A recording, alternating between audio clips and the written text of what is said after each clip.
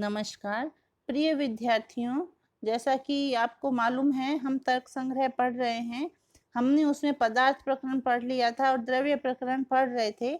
इस क्रम में हमने 6 द्रव्यों के बारे में पढ़ लिया था। कौन कौन सा? पहला पृथ्वी, दूसरा जल, तीसरा तेज, चौथा वायु, पांचवा आकाश, छठा काल।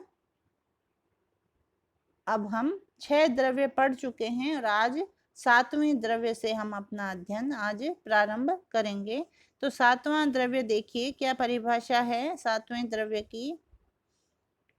प्राच्यादि व्यवहार हेतुर दिक् सा च एका विभवी नित्या च। तो इससे पूर्व के जो 6 द्रव्य हैं, मतलब मूलतः 9 द्रव्य माने हैं, 6 हम पढ़ चुके हैं। 7वां ये द्रव्य है दिक्, दिशा। तो इसका कह रहे हैं प्राच्यादि व्यवहार हेतु। प्राची पूर्व दिशा आदि व्यवहार के हेतु को, कारण को दिक् कहते हैं।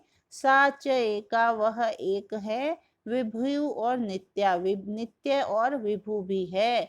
दिक् की परिभाषा भी लगभग काल की परिभाषा के आधार पर ही दी गई है। जिस प्रकार काल की दी है अतीत आदि व्यवहार हेतु काल है, उसी प्रकार प्राच्यादि व्यवहार हेतु दिक्, अर्थात दिक् वह है जो काल से तो भिन्न है और महान है, जिसमें कोई विशेष गुण नहीं है। दिशा के जो 4 या जो 10 भेद माने जाते हैं वह उपाधिजन्य हैं। उपाधि का अर्थ है धोखा या भ्रम, वह जिसके संयोग से कोई पदार्थ और का और दिखलाई पड़े।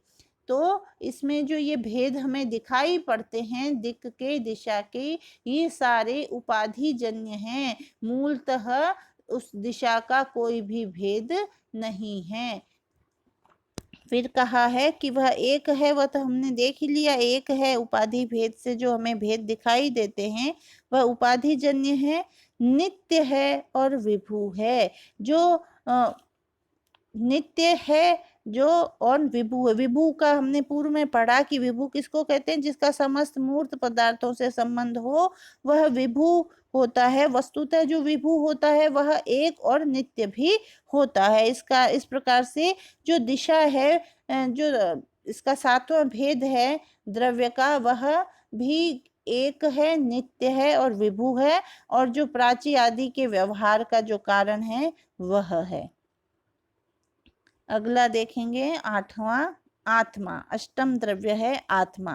ज्ञानाधिकरणम आत्मा सद्विविधः परमात्मा जीवश्च तत्र ईश्वरः सर्वज्ञः परमात्मा एक एव जीवस्तु प्रति शरीरम भिन्नो विभुर्नित्यश्च। ज्ञानाधिकरणम आत्मा, ज्ञान के आश्रय को आत्मा कहते हैं। सद्विविध, वह 2 प्रकार का है, परमात्मा और जीव, जीव और जीवात्मा और परमात्मा।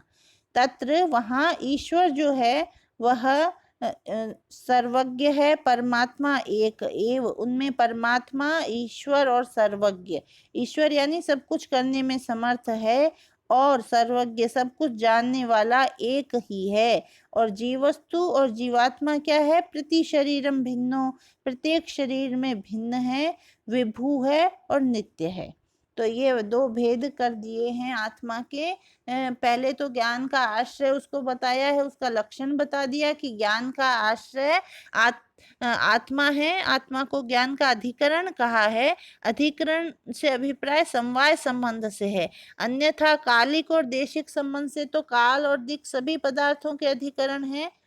आत्मा 2 प्रकार का माना है, परमात्मा और जीवात्मा। परमात्मा सर्वज्ञ है जबकि जीवात्मा विभु, नित्य तथा प्रत्येक प्राणी में पृथक पृथक है। अमूर्त होने के कारण आत्मा केवल अनुमेय है। इंद्रियां और उनके विषय का पारस्परिक संबंध यह सिद्ध करता है कि उनका ज्ञाता और भोक्ता कोई होना चाहिए। इंद्रियों के व्यापार का कोई कर्ता होना चाहिए, क्योंकि प्रत्येक करण का कोई कर्ता होता है।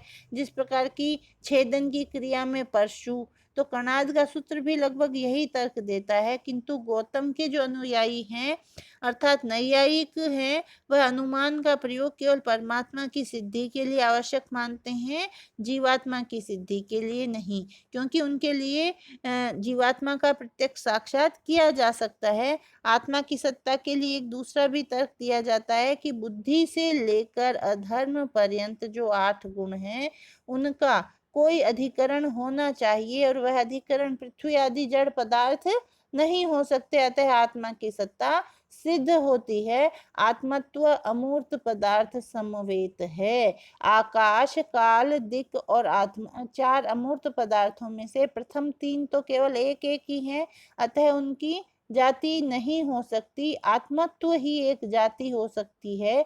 यह कहा जा सकता है कि आत्मत्व ही सब आत्माओं में नहीं रह सकता है, क्योंकि आत्मा भी 2 प्रकार की होती है, जीवात्मा और परमात्मा। किंतु इसका उत्तर यह कहकर दिया जाता है कि सभी प्रकार की आत्माओं में ज्ञान रहता है, अतः उनकी एक जाति हो सकती है।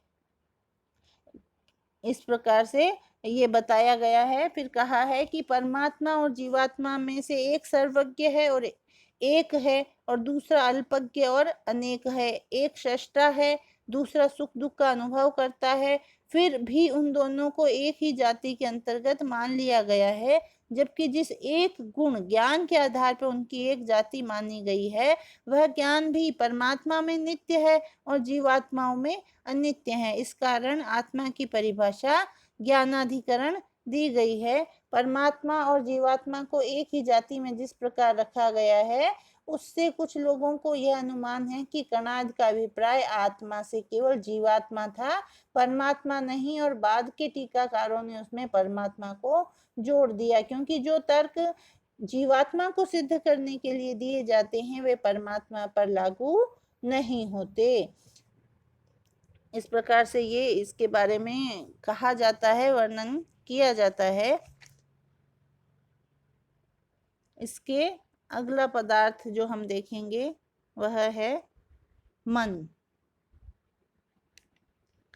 सुखाद्युपलब्धि साधनम इंद्रियम मनः तच्च प्रत्यात्मनियतत्वाद अनंतम परमाणु रूपम नित्यम च। सुख दुख आदि की प्राप्ति के साधन, सुखाद्यु उपलब्धि साधन, सुख दुख आदि की प्राप्ति के साधन, इंद्रियम इंद्रिय को, मनः मन कहते हैं, तत्च और वह प्रत्यात्म प्रत्येक आत्मा में नियत है और नियत होने के कारण अनंत रूप है, परमाणु रूप है और नित्य भी है। तो हम जिससे सुख दुख आदि की सुख दुख इच्छा द्वेष का अनुभव जीवात्मा को कर पाते हैं, जीवात्मा जिससे सुख दुख इच्छा द्वेष आदि का अनुभव कर पाती है, उस इंद्रिय का नाम मन है। यह मन ज्ञानेंद्रियों और कर्मेंद्रियों द्वारा गृहीत भावों का जीवात्मा को अनुभव कराने के कारण उभयात्मिका अंतर इंद्रिय है। सभी अनुभव करण के द्वारा ही होने के कारण मन इंद्रिय है। साध्यते अनेन इति साधनम, इस व्युत्पत्ति के आधार पर भी मन का इंद्रियत्व सिद्ध होता है, और प्रत्येक जीवात्मा में अलग अलग रहने के कारण मन भी अनंत है, क्योंकि जीवात्मा ही असंख्य है। मन का स्वरूप कैसा है? परमाणु रूप है। परमाणु नित्य होता है, अतः मन भी नित्य है। तो यहाँ तक हमने देखा कि मन कैसा है? अनंत है और नित्य है, और जीवात्मा से संबद्ध होने के कारण एक स्थूल शरीर का नाश हो जाने पर उसके संस्कार मन में संचित रहते हैं। उस स्थिति में मन और आत्मा लिंग शरीर में स्थित रहते हैं। मन केवल एक साधन ही नहीं जिसके द्वारा हम मनन करते हैं, प्रत्युत सुख दुख जैसी आंतरिक अनुभूतियों के साथ साथ बाह्य इंद्रियों के द्वारा ग्रहण किए जाने वाले भावों में भी यह सहायक है। आकाश, काल, दिक्, आत्मा और मन, इन 5 पदार्थों में पहले 4 तो सर्वव्यापक होने के कारण क्रियावान हो नहीं सकते, केवल अंतिम मन ही क्रियावान है। मन अणु होने के कारण अनुमेय है। हम जब भी कोई व्यापार देखते हैं तो उसका कारण मानना होता है। कभी आत्मेंद्रियार्थ सन्निकर्ष रहने पर भी पदार्थ का ज्ञान होता है और कभी नहीं। इस अन्वय व्यतिरेक से मन की सत्ता सिद्ध होती है। गौतम का कहना है कि हमें बहुत से ज्ञान युगपत यानी एक साथ नहीं हो सकते, प्रत्युत क्रमशः होते हैं, और यह इस बात का प्रमाण है कि मन अणु है और आणविक पदार्थ से एक साथ दो पदार्थों का सन्निकर्ष नहीं हो सकता। तो यह मन जो अंतिम द्रव्य है उसका विवेचन किया गया है कि मन कैसा है। प्रत्येक आत्मा में नियत है यानी अनंत है, परमाणु रूप है और नित्य है। तो यह मन का लक्षण इस प्रकार किया गया है। तो यहाँ पर यह द्रव्य प्रकरण समाप्त हुआ। जो द्रव्य 9 द्रव्य माने गए हैं उनका हमने सामान्य विवेचन या सामान्य वर्णन हमने यहाँ पढ़ा। इसके पश्चात अगला जो पदार्थ है कौन सा, गुण, उसके बारे में हम अगले वीडियो में चर्चा करेंगे। तो यहाँ आपके पदार्थ जो 7 पदार्थ स्वीकार किए गए हैं उनमें से जो पहला पदार्थ है द्रव्य, जो कि 9 स्वीकार किए गए हैं, उनका विवेचन यहाँ समाप्त होता है। और अगले वीडियो में हम गुण प्रकरण के बारे में, गुण जो भेद है पदार्थ का दूसरा, उसके बारे में चर्चा गुण प्रकरण के तहत करेंगे। धन्यवाद।